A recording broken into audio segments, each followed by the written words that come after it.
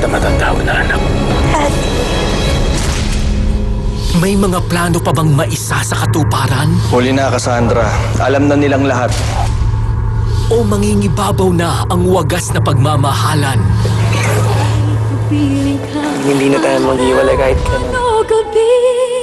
Yes, I love you. Mamaya, pagkatapos ng Valiente sa TV5. And now, back to Face to Face dito sa TV5.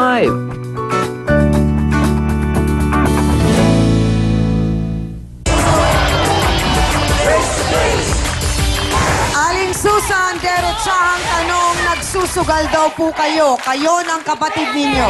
Magsugal man ako, hindi niya pera. Wala. Ay, hindi po yun dahilan, Aling Susan. Pakinggan po ninyo ako. Kahit po kayo ay nagsusugal at yung pinangsusugal ninyo ay pera ninyo, yung oras po na ginugugol nyo doon ay malaking oras po na nawawalang dapat ay kasama ninyo ang mister nyo at inaasikaso Wala nyo. naman po yan dun eh. Wala po siya sa bahay. Oh, sabi po niya, hindi nyo daw po siya inaasikaso. Lalo ko nga po siya nakasikasuhin, eh wala siya. Kailan po nagsimula na hindi nyo na naaasikaso si Mang Reynaldo? Matagal na po, ma. Matagal ko nang hindi inaano yan. Kasi nga po, wala naman po siyang trabaho. Walang ginawa yan, kundi kismis, inom. Mga kapitbahay namin. Lalaki na chismis? Chismoso yan. Chismoso pa. Kalalaking tao, chismoso. Okay, so ang mga anak po ninyo, dahil nga sa malalaki na, hindi na niya iniintindi. Kahit nalit pa yung mga anak namin, talagang hindi niya na po inintindi. Ah, Intindi. okay. So, paano po kayo tumagal ng 20 years? Ayun, hiwalay sama. Kasi inabot po kami ng 20 taon. Ang tanong ko po sa kapatid ninyo kanina na si Ate Susan, bakit hindi kayo nagpakasal ni Mang Reynaldo? Ayaw Ayaw tanggapin sa simbahan eh. Kaya hindi ko pinakasalan, ayaw tanggapin. Bakit naman po ayaw tanggapin? Sabi ng father, hindi kami tumatanggap ng pangit dito. Ang hard! Oh, batok dito, no? Mang Reynaldo, bakit nyo naman po sinabi yun? Sino po bang mas may edad sa inyong dalawa? Yeah, ma'am, siya, tingnan mo yung mukha, oh. Napakasakit na mapakinggan si Mang Reynaldo na yun pa ang mga sinasabi niyang salita laban sa kanyang kinakasama na 20 years silang nagsama.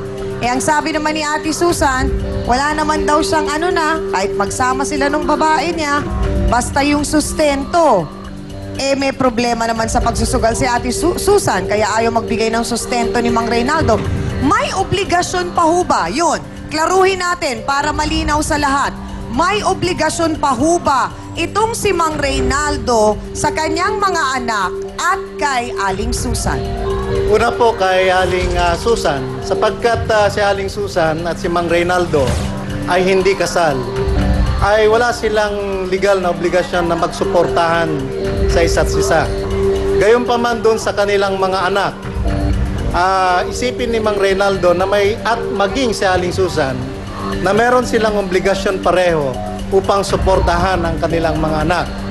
Kahit na ang mga anak na ito ay nasa hustong gulang na, subalit wala pa rin naikang fixed income o sufficient income upang buhayin ang kanilang mga sarili, obligasyon pa rin ng parehong magulang na suportahan ang pangangailangan ng kanilang mga anak kahit nasa hustong gulang na.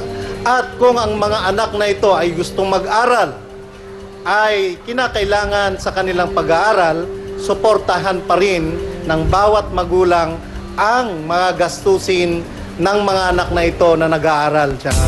Salamat, Attorney Acosta. Eto na mga ka-face-to-face, ang panutsya ng buhay ngayon ni Mang Reynaldo. Ang siyang nagbibigay tamis sa kanyang buhay. Walang iba, kundi si Catherine Arevalo. Pasok!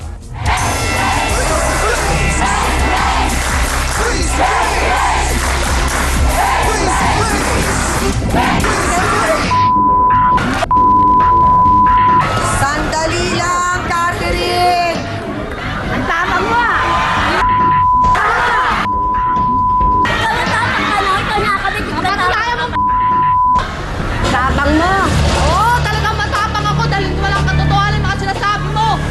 Catherine, diretsahang tanong. Ilang taon ka na? 25 po. 25. Ang bunsong anak ni Mang Reynaldo ay 21. Alam naman natin na pagdating sa pag-ibig, walang kinalaman ng edad. Lahat tayo pwedeng umibig. Sabi nga ni Mang Reynaldo, wala sa edad yan. Pero may kinakasama si Mang Reynaldo, paanong nangyaring naging kayo? At paano ka napaibig ni Mang Reynaldo? Noong time na po na kasi noon, barkada ko po yung anak ni Tita Tete. Disperas po nung piyesta, niligawan niya po ako. Sabi ko baka may asawa at anak ka na. Oo. Sabi niya po, hiwalay na raw po sila matagal na. Siyempre, alam ko naman na lahat tayo ay umiibig. At pag tayo ay umiibig, siyempre, nabubulagan tayo minsan. Hindi na natin kinukonsidera yung mga ilang mga bagay na dapat ay pahalagahan. Una, siyempre yung sa panlabas, pisikal, nakaanyuan. Yung anyo, siyempre ni Mang Reynaldo, sa'yo, siyempre mas matanda siya. Hindi ka ba nailang na pagka may ibang nakakakita sa inyo, mga kaklase mo o kabarkada mo, nakikita ang kasama mo ay si Mang Reynaldo? Naiilang po, kasi karamihan po siya nagsasabi sa akin parang tatay ko ng araw po. Hindi ko po pinakikailangan nun. Dahil marami naman pong ganyan na mas matanda ang lalaki kaysa sa babae. So bakit mo mahal si Mang Reynaldo? Ma'am, ay hindi po ako na may mera. May sarili kong pinagkakitaan. So bakit nagawa mong ibigin si Mang Reynaldo? Yun ang aking tanong. Mabait po, saka maasikaso po. Mabait yan. Hindi, walang katotohanan yun. Hindi totoo yun. Gaano katotoo na nag-alok ng kasal sa'yo si Mang Ray? Ano po, naramdaman ko po sa kanya na totoo na po siya. Alam mo, Lolo, So ang mas matamis ngayon, inalok ng kasal. Yung matabang, wala na. Bakit kaya nagkaganon? Ano be? Magbabalik po ang...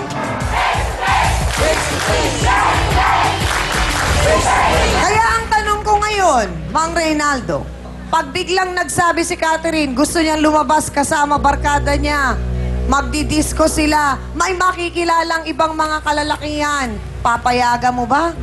Sa kanya yun, ma'am. Hindi ko hawak ang damdamin niya eh. Ang tanong ko, oo o hindi lang. Papayagan mo ba o hindi? Pwede. Oo o hindi lang.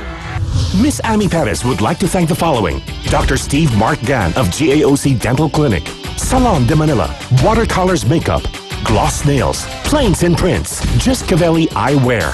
Hans Mortel would like to thank the following: Dr. Manny and Pai Calayan, Dr. Ariel Recto Dabalus, Nail Necessity, Head, Foot and Body Spa, necessity for your body and soul. Face to Face would like to thank the following: AXN Time and Sports Shades, EC27 Guava Plus Organic Soup effectively controls 27 skin problems. F101, wear your needs. Home Appliances by Minami, galing ng quality. All water should be crystal clear. We always start your day with a new Lucida DS products. Fat Boys Pizza Pasta. Ito ang tunay na masarap. Select soy sauce. Kaya toyo pa lang, ulam na. Ito ang bilhin. Master Shomai. Sundance, your business in fashion. Your partner in style. Prime Rocks Bleach. Ang bleach na di masangsang. Mabisa na, mura pa. Gawang Pinoy. Vista Marina Hotel and Resort. harapin mo, face to face. Don't go away. Magbabalik ang Face to Face dito sa TV5. Si Angel, sobrang obsessed sa hair niya. Really? Oo kaya. Bakit nga ba? Kasi it's so smooth. At dandruff-free pa ako. Head and Shoulders, now with 6 times more moisturizer. Kaya Angel enjoys dandruff-free and moisturized hair.